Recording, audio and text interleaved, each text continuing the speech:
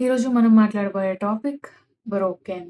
నేను బ్రోక్ అయ్యా అని వేరే వాళ్ళకి చెప్పుకోవడానికి ఇష్టపడరు. బికాజ్ వేరే వాళ్ళు దాన్ని ఎలా తీసుకుంటారు. యాక్చువల్‌గా ఈ కాన్సెప్ట్ అనేది ఎవరికైనా లైక్ నేను బ్రేక్ అయ్యాను ఒక సిట్యుయేషన్‌లో, ఒకళ్ళ విషయంలో, లేదంటే ఒక కెరియర్ వల్ల అవ్వచ్చు, పర్సన్ వల్ల అవ్వచ్చు, లేదంటే ప దేర్ ఆర్ చాలా రీజన్స్ ఉన్నాయి.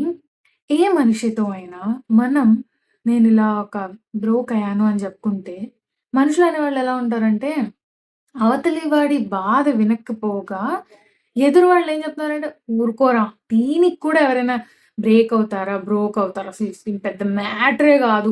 ఇలాంటి విషయాలు నువ్వు ఆలోచించి అనవసరంగా నీ మైండ్‌కి తీసుకొని పాడు చేసుకుంటున్నావు తప్ప, పెద్ద అసలు మ్యాటరే గాదు. నేను ఫేస్ చేసిన బాధలతో పోలిస్తే అసలిది ప్రాబ్లమేనా? అసలు దీని గురించి నువ్వు ఆలోచించాల్సిన అవసరం ఏముంది? ఇది ఏడవాల్సిన సిట్యుయేషనా? ఇది బ్రోక్ ఫీల్ అవ్వాల్సిన సిట్యుయేషనా? అని చెప్పి కొట్టి పడేస్తారు. అసలు ఫస్ట్ ఒకళ్ళు మీ దగ్గరికొచ్చి చెప్పుకుంటున్నారు అంటేనే మీరేదో వింటారని, ఏదో నువ్వు సొల్యూషన్ ఇవ్వాలని గాదు. ఏదో ఒక మాట వింటావు అని. లేదు మనం ఎందుకు వింటాం? ఫస్ట్ మనం కంపేర్ చేసేయాలి. అసలు నా లైఫ్‌లో స్ట్రగుల్స్ ఎలా ఉంటాయంటే, ఒక మహాసముద్రంలో పేపర్ బోర్డ్ మీద ఎళ్తున్నట్టు ఉంటది అన్నట్టు ఇంక అవతల వాడికి చెప్తూనే ఉంటారు. అసలు ఇది పెద్ద ప్రాబ్లమ్ కాదది. బట్, బట్ ఆ సిట్యుయేషన్‌లో, ఆ టైంలో ఫేస్ చేసిన వాడికి తప్పితే ఇంకెవరికీ తెలీదు.